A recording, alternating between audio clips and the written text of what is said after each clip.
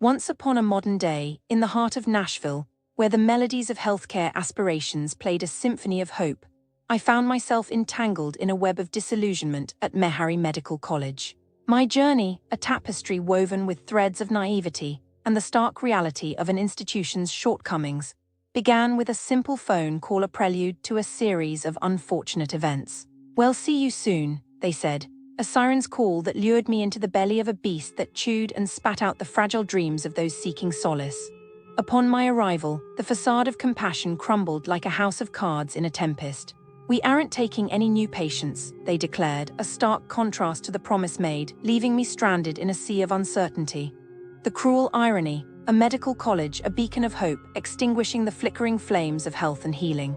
In the hallowed halls of Meharry, I encountered David, a man whose toothache resonated with the thrum of a cavernous echo, a painful reminder of an ailment neglected.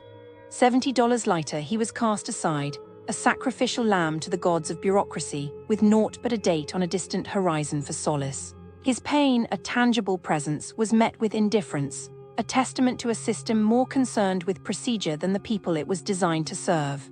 Michelle's tale was one of betrayal, cloaked in the guise of innovation. A non-profit, a school, yet within its walls she found her rights trampled upon, a puppet in a theater of the absurd. Medicated without consent, she drifted through consciousness, a ghost in her own body, haunted by the spectre of a hold that never was. Her pleas for records, for acknowledgement of her existence within the sterile confines of Meharry, fell upon deaf ears, a whisper lost in the cacophony of indifference. Carmelita, a grandmother, drove through the veins of America to witness the miracle of birth, only to be met with the icy grip of exclusion. Vaccinated hopeful, she was denied the warmth of familial bond, her journey rendered meaningless by the arbitrary strokes of policy. The laughter of a newborn echoed hollowly, a melody of joy marred by the dissonance of separation. The staff, an ensemble of apathy, danced to a tune of disregard. Aunt Trice's cries for attention during the sacred act of creation went unheeded, her concerns dissipating into the void. The matrons of Meharry, emissaries of disdain, wielded their power with the finesse of a blunt instrument, their actions carving deep furrows into the fertile soil of trust.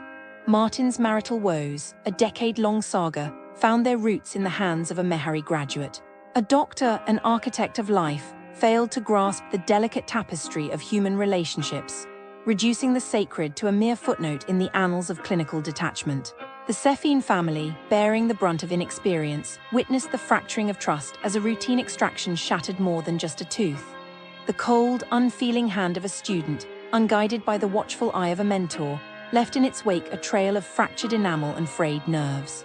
Apologies, a currency of sincerity, were conspicuously absent, leaving wounds that no crown or filling could mend. Kat Lynx's odyssey through the dental department was a tragicomedy of errors, a series of missteps and misunderstandings that culminated in a crown of ridicule. 30 years of dental wisdom turned a blind eye to the simple truth of a split tooth, opting instead to weave a narrative of gaps and misfits. The head of the department, a matriarch of dentistry, chose to erase Kat's existence rather than confront the possibility of error, a decision that left a bitter taste more acrid than any medical malady. Ladies and gentlemen, as we venture into the vicinity surrounding the esteemed Meharry Medical College in Nashville, we find ourselves not in a land of milk and honey, but rather in a curious labyrinth of consumer conundrums. Here, the gleam of commerce is tarnished by the echoes of dissatisfaction, and the air is thick with the scent of unmet expectations. Let us begin with the Mall at Green Hills, a place where the glitz of retail therapy is marred by the heavy hand of authority. Imagine, if you will, a mall where personal expression is policed with the fervour of a dystopian novel. Young lovers, beware the fashion police lurking in the shadows, ready to snuff out the glow of your ensemble should it dare to defy the unspoken codes of attire. And should you wish to navigate the labyrinth of luxury, steel your nerves for a journey fraught with indifference, where service is as rarefied as the air in the upper echelons of its VIP parking. As we stroll through the corridors of consumerism, we find that the art of hospitality has been lost amidst the echoes of empty parking spots and the spectre of unfulfilled promises. The lure of a celebrity-endorsed store opening turns to ash in the hands of exclusivity, leaving fans high and dry, their dreams of a meet-and-greet melting away like snowflakes on the hot pavement of reality. In the dead of winter, the perilous ice of neglect lies in wait, ready to ensnare the unsuspecting shopper. And woe betide the patron who seeks solace in the sanctuary of customer service, only to find the gates barred by the dragons of bureaucracy, their breath cold with the chill of denial. For those who seek respite in the culinary delights of international market, be forewarned the path is fraught with the peril of underwhelming flavors and the scorn of staff who treat hospitality as an afterthought. The siren call of authentic Thai cuisine leads to the rocks of disappointment, as the promise of a flavor symphony gives way to the dirge of watery curries and the lament of soggy spring rolls. The Gatha, a veritable banquet hall of culinary aspirations, stands as a monument to inconsistency. Here, the feast of the senses is spoiled by the sultry embrace of an overheated dining room and the cruel jest of sous vide steaks that arrive as raw as the hopes of a diner seeking comfort in a well-cooked meal. The service, as elusive as a shadow on a moonless night, leaves one parched and yearning for recognition in a sea of indifference. The Blue Room, a venue shrouded in the enigma of its own erratic hours, beckons to the music lover with the siren song of hip-hop, only to dash the dreams of jazz aficionados against the rocks of misinformation. The quest for cultural enrichment is met with the gauntlet of security checks and the unwelcome embrace of an audience subjected to the oral assault of cacophonous opening acts. And then there is the Patterson House, once a bastion of mixological excellence, now a shadow of its former self. The magic of its storied past is lost in the translation to a new location, leaving patrons adrift in a sea of mediocrity, where even the simplest request is met with the sting of rejection. As we reflect on the tapestry of experiences woven through the fabric of this neighborhood, we are left with a sense of melancholy. The idealist within us weeps for the perfection that might have been, while the realist acknowledges the imperfections that mar the landscape. In this corner of Nashville, the business landscape is a mosaic of missed opportunities and shattered illusions. Travelers, tread carefully and keep your expectations in check, for the allure of these establishments may well be a mirage in the urban desert.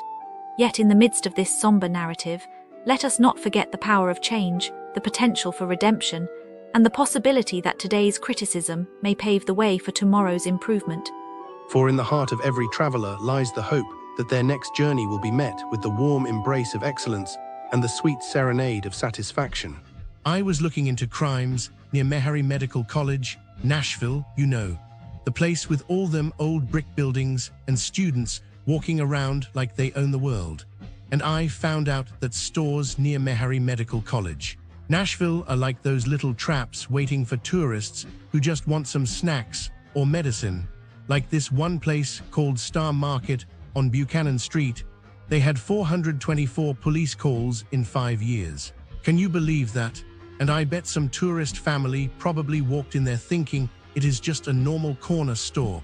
Maybe the dad wanted some Tylenol for his headache from the plane ride. And then these guys hanging outside started asking him for money, and he probably got scared and gave them $20 just to leave him alone. And then he went back to his hotel and told his wife they should not walk around near Meharry Medical College, Nashville anymore. And the kids probably cried because they wanted to see the city, but now everyone is too scared to leave the room. Then there is this other store near Meharry Medical College, Nashville, the F&B Mart on Clarksville Pike, and stores near Meharry Medical College, Nashville, are like these magnets for stolen stuff. These owners would buy Rogaine and Tide Pods from anyone for like 10 cents on the dollar. And I imagine some tourist lady probably bought batteries there for her camera. And later the police came and said those were stolen. And she probably started crying in the parking lot because now she is part of some crime without even knowing. And she had to give a statement to police instead of going to see the Country Music Museum. And her whole vacation got ruined because she just wanted batteries near Meharry Medical College, Nashville. The stores near Meharry Medical College, Nashville are like these pretend normal places, but they is just waiting, like this Lululemon store that got hit by the same lady 14 times. She stole $2,500 of yoga pants, and I bet some tourist mom probably bought one of those stolen pairs from a street vendor for cheap, thinking she found a deal. And then security stopped her wearing them, and she had to prove she is not the thief. And her daughter